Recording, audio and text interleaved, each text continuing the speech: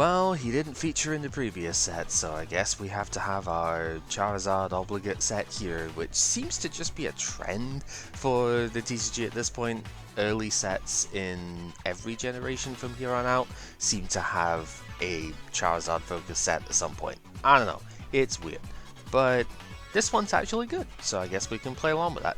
Hey guys, this is Gamer Cow. Welcome to another Pokemon Trading Card Game History video. This time, a little bit out of order because we've already done both gameplay videos for this one, but this is the Flashfire set, our 2014 World set, which means there's a rotation coming as well, so we're going to have to talk about that as we go. And yeah, it's fire focused, really. The sets that we're going to get for the next little while at least, they all have like a type focus on them, where this one focuses more on, obviously, on the fire type here. Although you wouldn't think it based on the number of cards which are in this set, but I guess there's just not that many different fire type Pokemon in general. Kind of weird to think about, but yeah, we've got Flashfire. The next one is Furious Fist, which is mostly on the fighting type. Then Phantom Forces does a lot for metal and psychic type specifically. So there's a little bit of theming going on for a while.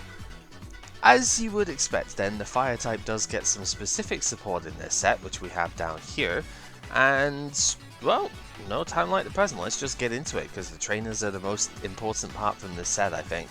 It's about 110 cards or so, this set. It's not a ridiculously huge one, and it certainly doesn't have quite as many banger cards as the previous set does, but that's fine, we'll get into it anyway. Blacksmith is our main one here, and it is kind of nuts. We're going to see it both times because Sai plays two different versions of the Charizard deck from the set, and Blacksmith is one of the core reasons why. It's a supporter that lets you attach 2 fire energy from your discard pile to one of your fire Pokemon. Absolutely ridiculous effect here. It's not quite as disgusting as like a Welder would be later on, because let's face it, Welder was just way too powerful, but it does let you attach to the active, which is something special in its own right. And yeah, that just means you can use these effects to like discard energy and be totally fine with that, or you can go for the jugular with the Charizard from the set as well that we will get into later on. Fiery Torch is a bit of a trap, and we found that out the hard way, I guess, when the first deck that Sai tried to play had discard as a main focus, and it just didn't do as much as you would like. You have to discard a fire energy from your hand to play this, and then you draw 2 cards. As an item, not the worst, but if you want that sort of high speed version of stuff, Bicycle is just going to draw you more cards on average. It's not as situational as this is. If you don't have a fire energy to discard, you cannot do anything with this, and yeah, it sucks. I don't know. It's funny because draw 2 on an item is obviously very strong, but attaching it to such an asinine condition just makes it completely awful. Obviously, if this was like discard any card and draw 2, it would be absolutely broken, but having to discard your energy in Pokemon turns out not a very good trade, so yeah. Lysander is our Gusting option, and it has basically been a design trend from here until modern day. You know, Boss's Orders has been in the TCG for quite a while now. We did have Guzma in Gen 7 that kind of did things a little bit differently, but it's still supporter-based Gusting. The initial thoughts on this card were a bit lukewarm. Is like, do I really want to spend my supporter on Gusting when usually I have to draw cards with that instead? The answer is yes. It didn't last too long. We did play a bunch of it. It's funny though, because you maybe don't play as many of this as you would expect because of the way the set releases and stuff are going to go. But yeah, 2 to 3 of this is pretty typical, and later on in the next format, maybe you only start playing like the 1 because you can recover it, but yeah, it's insane, and it has a really nice full art too, so definitely well worth playing. Magnetic Storm makes its only return into the TCG back when this was in Generation 3, it blocked stopped resistance from affecting Psychic and Fighting Pokemon only. But resistance has become not quite non-existent, but very limited in the TCG since the days of this being like important. We do still have fighting resistance on like Yveltal is super important, and sometimes psychic resistance is a thing. Dark resistance can be good on the fairy types, so there are some use cases for this, but realistically, especially now, it's just like resistance really doesn't matter in almost every circumstance. You're not playing a Pokemon anymore because it has a resistance to a type. Therefore, yeah, I don't think this is super good. You just play Muscle Band and it ignores resistance anyway, right? So, technically it's a damage mod, but it's in such a small situation and I don't think it's worth it. Powpad, where were you in Gen 4? That's all I've got to say. Yeah, Powpad was a Gen 4 item that just didn't exist in the Gen 4 TCG. I have no idea why. This is its first printing, and we actually have it in the current format in Gen 9 as well. Very interesting. Shuffle 2 supporter cards when you discard into the deck as an item card. It will get outclassed in a couple of sets because we get the most broken form of supporter recovery ever. But it is still very, very powerful even at the moment. You often see one copy of it around if you have got like key supporters to put back.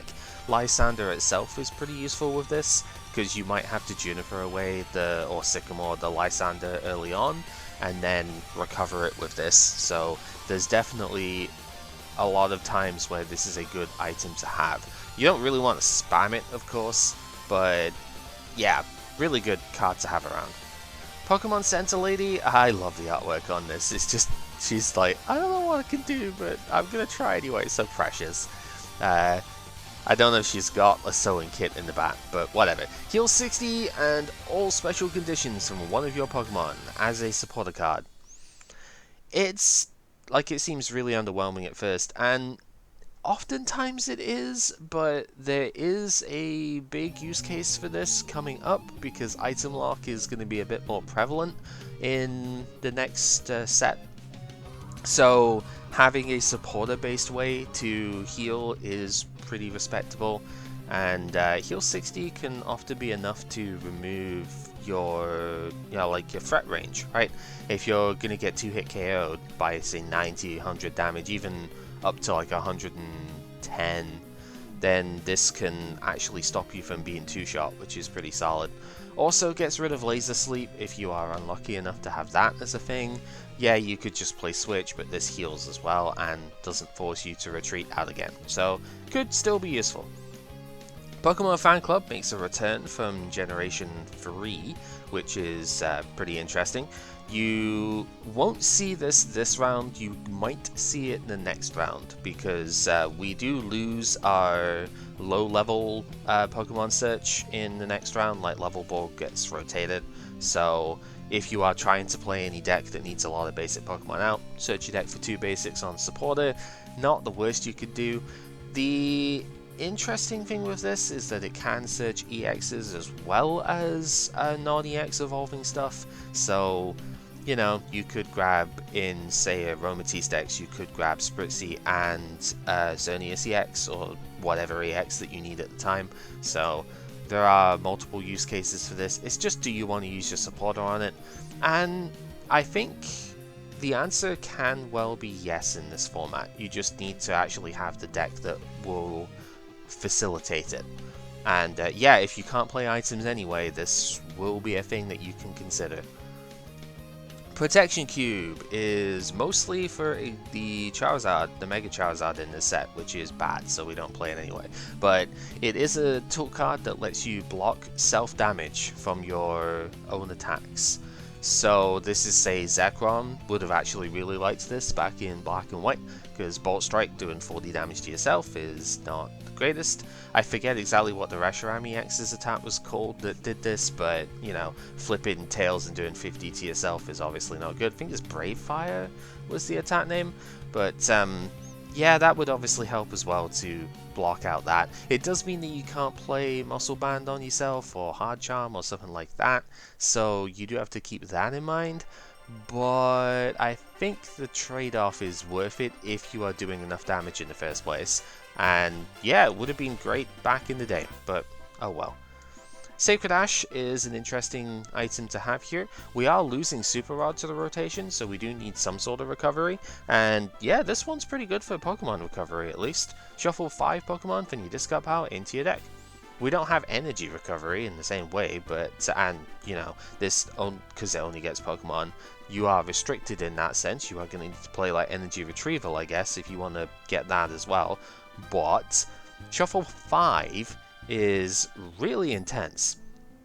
Unfortunately, unlike the Yu-Gi-Oh variant, we don't get to draw cards afterwards, but I think that might be just a little bit too good here. Startling Megaphone is the next one here, and this effectively replaces the Tool Scrapper that's about to rotate, but instead of being Twin Twister, it is Harpy's Feather Duster. Discard all tool cards from each of the opponent's Pokemon. It can come up where you can discard more than 2 things with this, which is pretty great. There is counterplay to this coming out, or at least not really counterplay, but it's like there's a reason you might not want to play this, even though you probably have to in upcoming sets. But yeah, it's really good. If the opponent has to overextend on their tools because they're going to discard them anyway, you can just bump like several tools off with this, and it's great. Also, doesn't quite kill tool drop per se, but it effectively does. They can't really keep that many tools in play anymore, so if you think the opponent's going to play Megaphones, then, and they will, then you just basically can't play tool drop anymore. So rip that deck, but it's all good. Drake Shovel. Thankfully, I don't think we're ever going to actually see this because Sableye rotates, and none of us played Sableye Garb in this round because, honestly, fuck it. It wasn't played at the time, it was only played when Expanded was a thing, and none of us like playing that sort of deck, so we just don't show as many of them off. Look at the top card of either player's deck. You may discard that card or return it to the top of the deck. Gross. As an item card, this is really, really annoying. Again, Sableye is the main abuser of the thing here, because with Sableye you get to put the, like reuse it, because Junk Hunt. And if your opponent is dead drawing and you see a dead card on top of their deck, then you just don't give it to them. If you see a supporter or something, you discard it. And then at the end of the turn, you Junk Hunt, recover 2 of these. Garbodor to block their abilities, Life Dew to prevent you from losing as many prize cards to it, and it's gross. I hate it, but there you go. It's a stupid control card that we just really didn't need. And then Ultra Ball gets a reprint as well. That's all fine and well.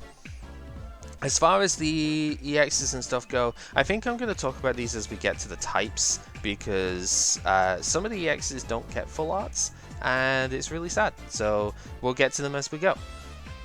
So let's just talk about the Pokemon in order from the set then. The Caterpie and Metapod here are actually kind of cool, but we don't have a good payoff in the Butterfree here. Adaptive Evolution lets you Broken Time Space them. You evolve them the turn that they come down, or whatever, basically, during your first turn. But we don't have a good Butterfree to actually, like, evolve into, so it's kind of sad. Yeah, because, like, realistically, Quiver Dance does nothing, Gust does nothing, Energy Switch would be okay, I suppose, with this, but there's so much to do, and it's just, there's no payoff there whatsoever, so it's a bit of a shame. Shiftry is an interesting card in this set. Ultimately, I didn't play this because I didn't find the deck was good enough, but it's an interesting prospect. 140 HP stage 2, weakness to fire, kind of annoying in this set, but it's non-EX, it's going to get one shot by the best fire card anyway. I guess it's a problem against Pyroar though. Going into what it actually does though, Leaf Draw is really good. Once per turn, discard a grass energy, draw 3. I know I said Fiery Torch was bad because it discards an energy and draws like 2 on an item, so you think, why is this good? Well, it's partly because it fuels up Milotic, which we'll get to later because that's the crux of the deck. But also, this is an ability that you don't have to play another card for. You're already playing the Shiftry because the attack is quite reasonable actually. 1 grass and a double colorless, 20 damage for every bench Pokemon. So it's very similar to Empoleon, but it has a much higher damage output basically. Yeah, you're already kind of playing this anyway, for the attack is quite nice, and having a stage 2 with a consistency effect has been a winning prospect in the past. It's been pretty good. We've seen the Delphox is nice, and Empoleon obviously is really good. Empoleon discards any card, but it draws 1 less, so, you know, sometimes it's going to be better. Most of the time it's going to be a little bit easier to use, but we have energy retrievals and stuff in this format too. So it's not as if it's that hard to get the energy back, and draw 3 per Shiftry is solid. So yeah, good card. Just a little bit hard to use in the end. Alright, let's talk about the Charizards. Both of the Charizards, the regular ones, are 180 HP EXs with 2 retreat, no resistance anymore, weakness to water, yada yada. Okay, that's the expected part. The bad Charizard does 1 fire, 3 colors to do 120, and you discard an energy on this Pokemon. That's a lot of energy to have on you. Yveltal's going to absolutely love you for doing that, and yeah, it's kind of lame. It has a charge-up attack, if you want to call it that though. For 1 colorless, Stoke lets you flip a coin, and if heads, search your deck for 3 basic energies and attach them to this Pokemon. Sounds amazing, right? Because you get to fuel the Fire Blast like immediately for the next turn. If you flip heads, Flip Teeny lets you do it 75% of the time, so what's the problem here? Well, you're leaving a 180 HP EX in the active with 4 energy. Yeah, Yveltal's gonna absolutely murderize you for that, so it's not very good. Very fitting this song comes on at this sort of time though, because we have a very big fireball to talk about with this one. So this Charizard sometimes actually sees play if you need the fire weakness later on. There are a couple of decks, like metal decks in Phantom Forces are really good, so you might need fire weakness on the Coalescing. The wing attack only does 60, which is a little bit under where you want it to be, but it's not insurmountable to hit higher numbers with that, and Muscle Band hits 80, so that hits all your evolving stuff out. And Combustion Blast is insane. 2 fire and 2 colors to do 150 damage, but this Pokemon can't Combustion Blast next turn. You can still wing attack, so there's little setup numbers with that, but if you switch to the bench, this stipulation goes away. So that's probably the best way of using it in the end. And Combustion Blast is just nutters. The thing is, it's 2 fire and 2 colors, right? So double colors is in format, and that pays for the second part. Blacksmith pays for the first part. So this is recoverable even if you KO the Charizard that's been attacking already in 1 turn. That's bonkers. This card does so much damage and is not that difficult to set up, and it's not really a surprise to see it do very well in this format. The Megas that it can go into, remembering that both of these end your turn if you do so there's already a big problem with that, but the Megas that it goes into, the Fire one has 220 HP, the Dragon one's 230. Fire one's a fair bit better though, because it's only got 1 retreat instead of the 3 energy retreat that this one has, and both of them attack for 5 energy and do 300 damage. However, the stipulations on this one are a fair bit better. 2 fire, triple colorless to do that 300. 300 one-shots everything no matter what it does, so cool. This Pokemon does 50 damage to itself. Clearly Protection Cube was what they printed to mitigate this, and realistically if you don't have Protection Cube on this thing, it's not going to get to do anything whatsoever really. Its 5 energy is also horrendous Yveltal math, but yeah, no, it is what it is. You can't power this up in 1 turn quite the same way that you can do the regular Charizard EX, but it is an evolution which is important for 1 card in particular in this set that we'll talk about in a sec. This guy. And yeah, if you absolutely have to, I guess there is a world where this is usable. It does one-shot everything, so if it gets a chance to play, then it's gonna be kind of insane. The other Charizard, being a Dragon type, is weak to Fairy instead, so that's like the only reason you would play it is because it's not Water weak. But that attack is insanely hard to use. 2 Fire, 2 Colorless, and 1 Dark Energy. It is a Dragon type after all, it has to have a secondary thing here. Discard the top 5 cards of your deck! What? You're gonna have to have so much fueled into this just to actually get it in play. Your deck is already probably going to be less than 20 cards by the time this gets to attack, and you're self-milling 5? Are you kidding me? This is just... no.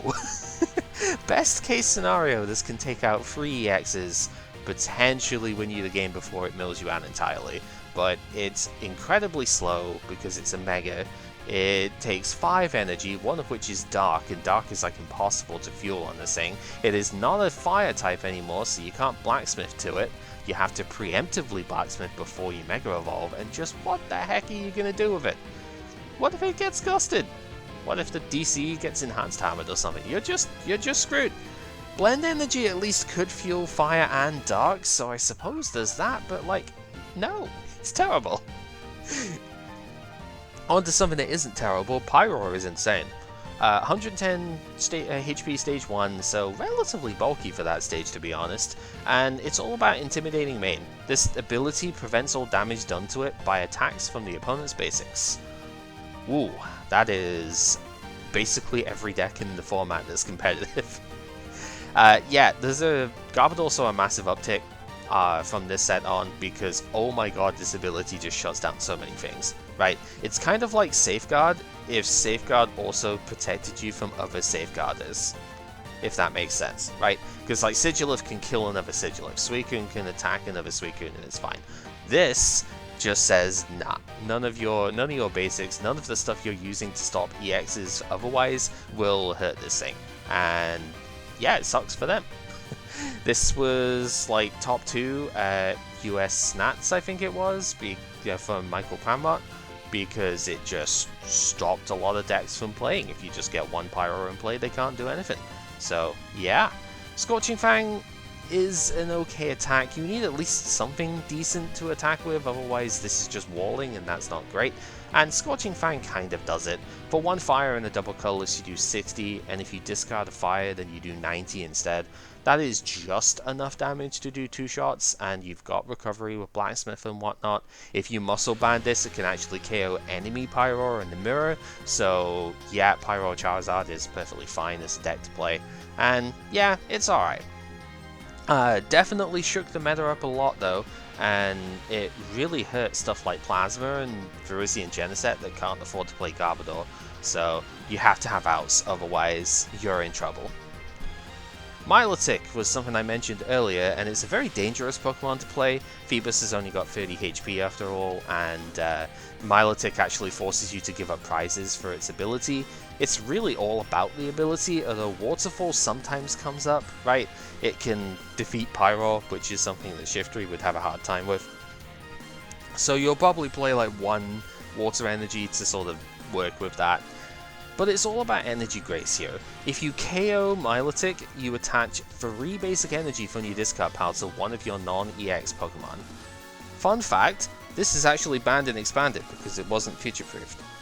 But also, it's like, yeah, if you don't play EXs or if you play some really powerful non-EX attackers, you can triple accelerate to it. It's guaranteed. It's kind of nuts. Electro often does similar stuff to this, so it's kind of funny to see this on a Milotic of all things, but yeah, if there's a non-EX that you can hit with and do very well with, then this is going to be the thing. Unfortunately, I don't think that really exists in this format, but, you know, just keep an eye on it. It might actually come up at some point. Yeah, I was looking to see, there's a Floatzel in like Gen 8 or something that gets items and stuff back, but this is nowhere near that sort of play, so whatever. Magnezone EX, not very good, I'm afraid. 180 HP is solid, 3 energy, retreat is not because we're losing Heavy Ball, but at least if you wanted to play it right now, I guess it's fine. And its attacks don't synergize with each other whatsoever. Electro Ball for a double colorless only does 40, which is nowhere near enough. Even if you Muscle Band this, you're still like only two-shotting Yveltal EX. If you don't Muscle Band this, you are not two-shotting, which is miserable. You can't even one-shot Baby Yveltal, so your electric typing means nothing here, basically. And Dual Bullet for 3 lightning energy does 50 to 2 of the opponent's Pokemon. This is effectively like Kyogre EX, if Kyogre EX was miserable, I guess.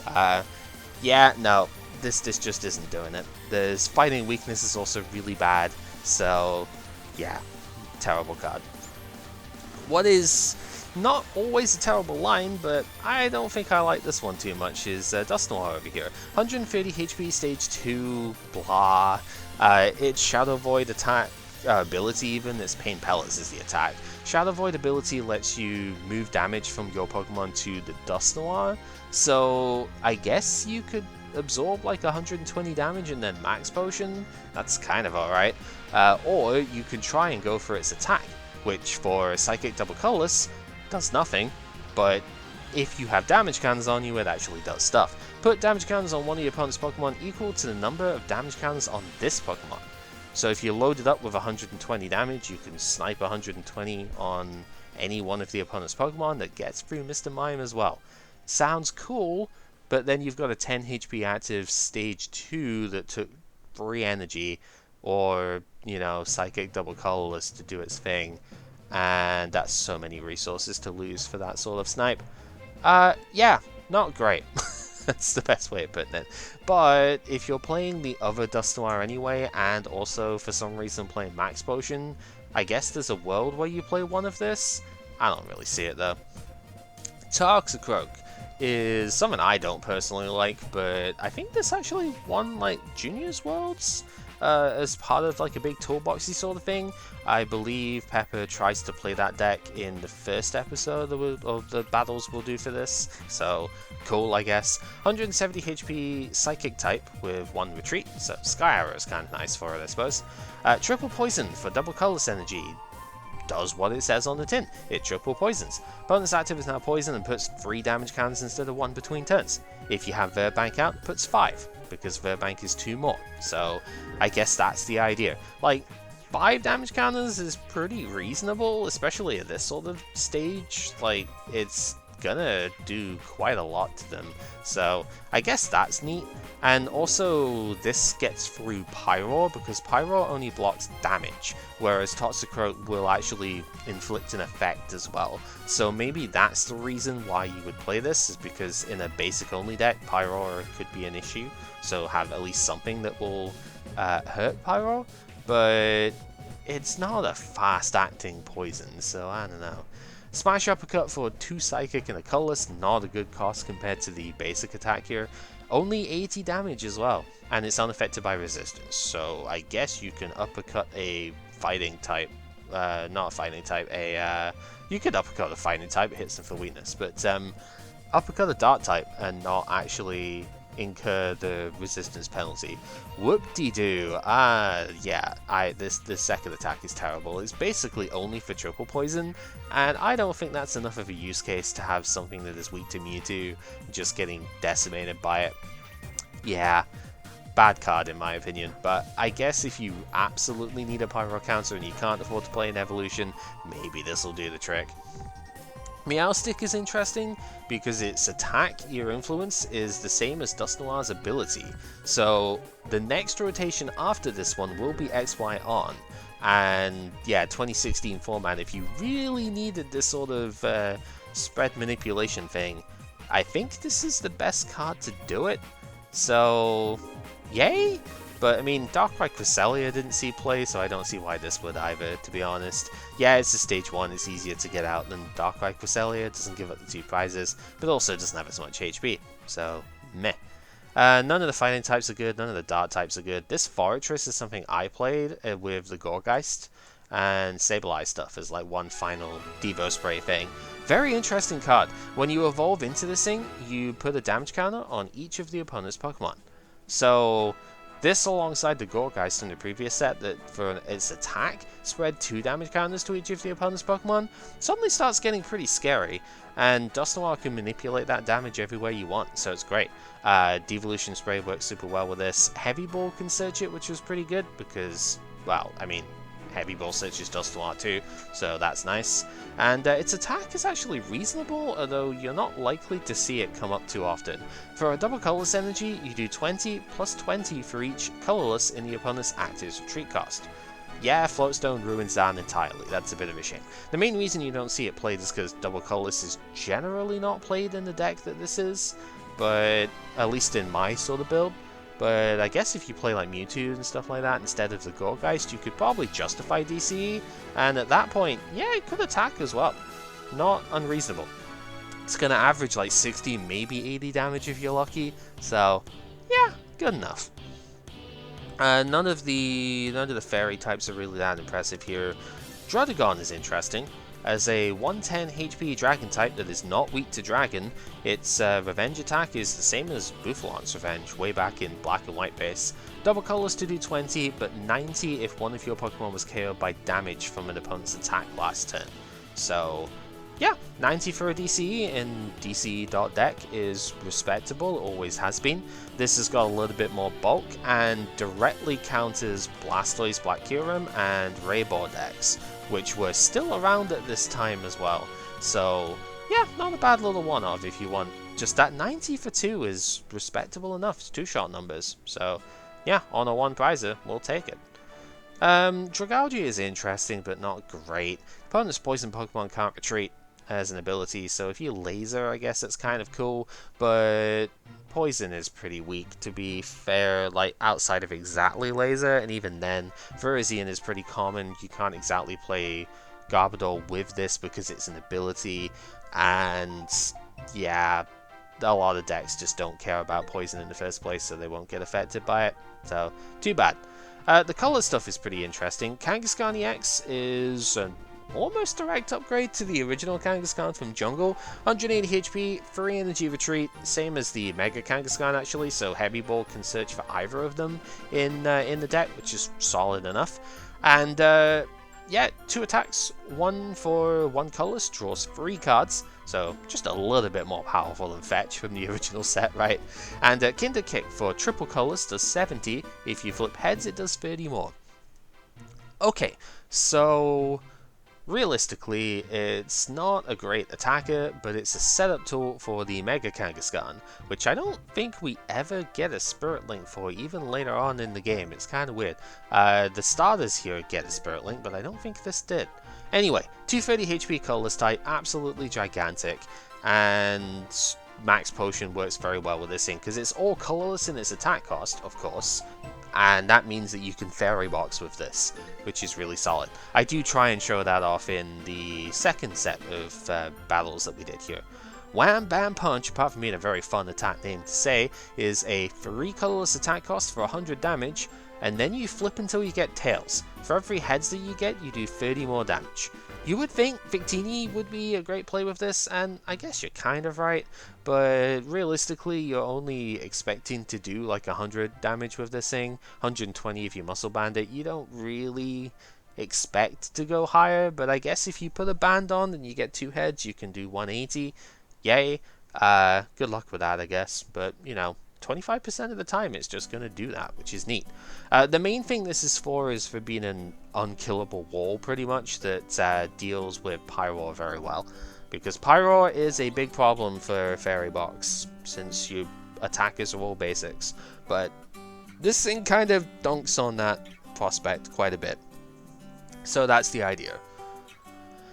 Then finally, there's like 2 other cards to look at here from the set. Lopunny is specifically with Weavile. I don't end up showing the deck off, but it's an interesting take on it, where Weavile, if you remember, does 30 damage for every Pokemon that you discard for 2 energy, and Lopunny just sits on the bench until you actually need it, because Big Jump lets you return it to the hat. It's like Leave It to the Wind from Dragon's Exalted Jumpluff does the same thing, but this does it on a stage 1, which is a lot easier to get into play. So that's cool. It gives you 60 damage when you need it, and then if you've got all the execute already, that's 180 without actually having to do much with it. And the opponent's not inclined to gust this up ever, so it's just damage on board when you need it. Kinda cool. And then finally, the mill tank is actually pretty good. 100 HP basic, 2 retreat, so yeah, fair enough. I mean, it's not searchable by any of the cards that are rotating, so whatever. Hammer in is not a good attack, we're not building up to that ever. 60 damage for triple colorless is just bad even on a basic like this. But Powerful Friends is actually really good. 1 colorless to do just 10 damage, but if you have a stage 2 in play, you do 80 instead. 80 for 1 energy, any 1 energy?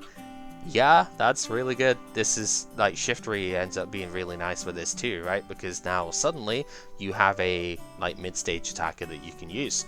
And yeah, Muscle Man puts it to 100 and that 2-shots all the EXs. So, very solid card. It only gives up 1 prize too. It can be a bit of a pain having to kill lots and lots of those. So, I like it. And that is Flashfire as a set here. Very curious one. Like, there's actually a lot more like to talk about here than one would expect for this sort of early set that's not the base one. But ultimately, I don't know, XY base is a hard thing to beat, and a couple of sets time we're going to get what I think is the greatest set of all time. So yeah, it's a bit hard to say this is like a stellar one. But it does have a lot of interesting play in it, and there's a bunch of stuff, like Lysander is just huge for the game, right? So clearly it has a lot of significance in its own right. Thank you very much for watching, hopefully you found this interesting, and next time we'll be talking about, well, next time I talk about stuff, it'll be about the rotation that happens here, because, oh man, this rotation is a big one. Till then, take care.